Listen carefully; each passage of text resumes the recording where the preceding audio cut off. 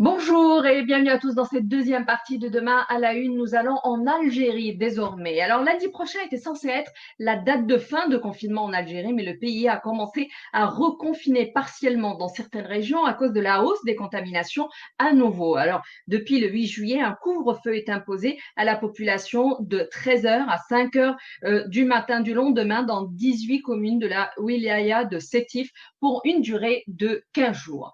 Pour discuter de ce premier sujet, j'ai le plaisir d'avoir avec moi notre rédacteur en chef de Monte Carlo Doualia, Mostafa Tossa, bonjour. Bonjour Aziza. Alors, pour commencer tout d'abord, l'Algérie est l'un des pays africains les plus touchés par cette pandémie. Alors, on le voyait, c'était lundi dernier, on avait comme chiffre 16 404 cas confirmés. C'était donc cette semaine. Où en est l'Algérie aujourd'hui face à cette pandémie? Oui, l'Algérie est un des pays les plus récemment touchés par cette pandémie, car rappelons-nous, au début de cette pandémie, on comptait peu de cas en Algérie et on n'avait pas l'impression que le pays vivait l'urgence de cette pandémie et que les autorités algériennes avaient pris la mesure de la gravité de la situation. Mais récemment, alors qu'en Europe, il y a un recul manifeste de cette pandémie, dans les pays du Maghreb et notamment en Algérie, la situation s'aggrave, il y a de plus en plus de cas et la question d'une contamination généralisée est posée à tel point que les autorités ont fini par reconfiner partiellement un certain nombre de régions et de villes et en plus ils ont procédé à des mesures de plus en plus sévères, notamment la permanence de la fermeture des frontières terrestres et maritimes et la dureté des mesures prises par le gouvernement algérien en craignant une épidémie généralisée, en craignant que l'Algérie ne se transforme en énorme cluster régional. Donc la situation est grave. Alors on ne sait pas quelles sont les raisons qui sont derrière ça. Est-ce que c'est parce que les autorités algériennes avaient tardé à prendre les mesures nécessaires ou bien parce que justement les Algériens n'avaient pas pris au sérieux cette épidémie et que maintenant il en paye le prix physique, si je peux me permettre.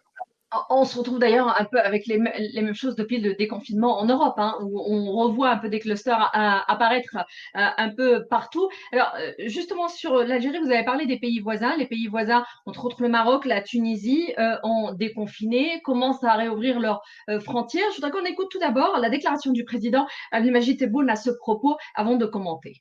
Nous exécutons les décisions du Conseil scientifique. Si le Conseil scientifique voit qu'il est impératif d'aller vers un confinement, même partiel, dans une même ville, un quartier ou autre, on le fera.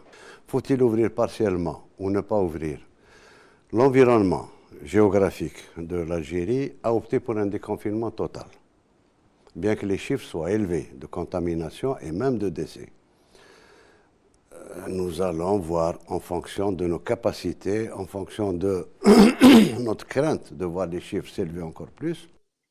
Alors, justement, Mostafa, pourquoi est-ce que la situation est différente en Algérie? Est-ce que l'Algérie, finalement, applique peut-être un peu plus le principe de précaution pour, eh bien, sécuriser la population? Oui, c'est vrai que le président algérien a l'air d'adresser des critiques un peu implicites à ses voisins en disant que peut-être ils avaient déconfiné trop tôt alors que la situation est encore grave et qu'il y a des cas et qu'il y a des morts. Alors, par rapport à ces deux pays, il faut dire que le Maroc avait pris très tôt, précipitamment, des mesures radicales de confinement du pays, la Tunisie aussi, et l'Algérie, on a l'impression qu'elle a trop tardé à prendre conscience de la gravité de la situation et que c'est maintenant avec un effet boomerang qui arrive, avec des critiques qui lui viennent à travers les réseaux sociaux et dans son opinion, et qu'il se dit maintenant je dois prendre les mesures les plus radicales pour justement protéger la population, sachant que l'Algérie aussi, malgré sa richesse pétrolière, malgré tout ça, elle ne dispose pas d'infrastructures médicales pouvant accueillir des centaines et des milliers de cas au cas où ça devient un vrai cluster dangereux. Donc, je crois Ah, que la prévention... des centaines si. Mais d'ailleurs, la problématique des infrastructures se pose aussi au Maroc et en Tunisie, Mostafa.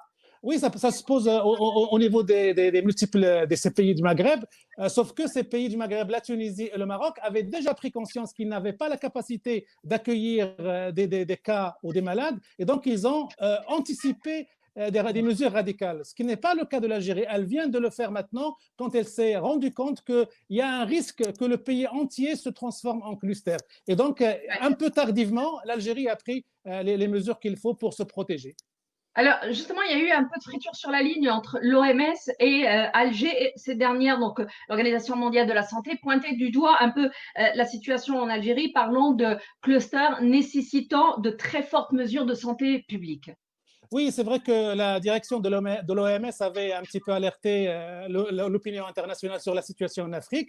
Elle avait cité un petit peu quelques pays où le virus pouvait réaliser des exploits, entre guillemets, et avancer. Et parmi ces pays, il y avait l'Algérie. Et les Algériens, les autorités algériennes avaient pris la mouche, ils se sont sentis attaqués dans leur souveraineté. Ils ont accusé l'OMS de s'être basé sur de fausses données et de cingler, entre guillemets, l'Algérie de manière gratuite et n'était pas très content.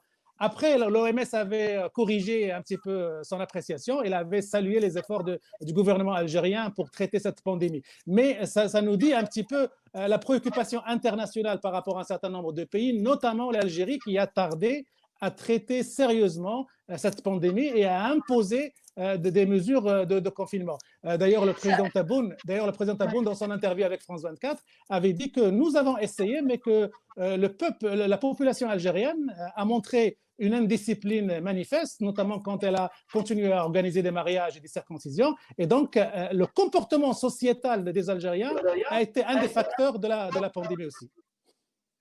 Alors, on le voit d'ailleurs, hein, c'est un peu la grande problématique de cette pandémie, c'est au-delà de toutes les instructions des gouvernements un peu partout, tout dépend beaucoup de la discipline un peu des populations et par moments, eh bien, ça ne marche pas forcément très très bien.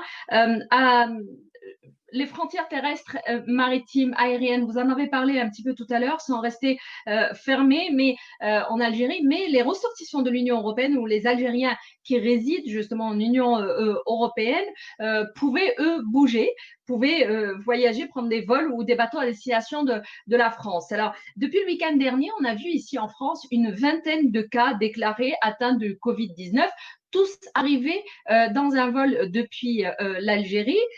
Ils ont été hospitalisés un peu partout d'ailleurs, dans plusieurs et différentes régions.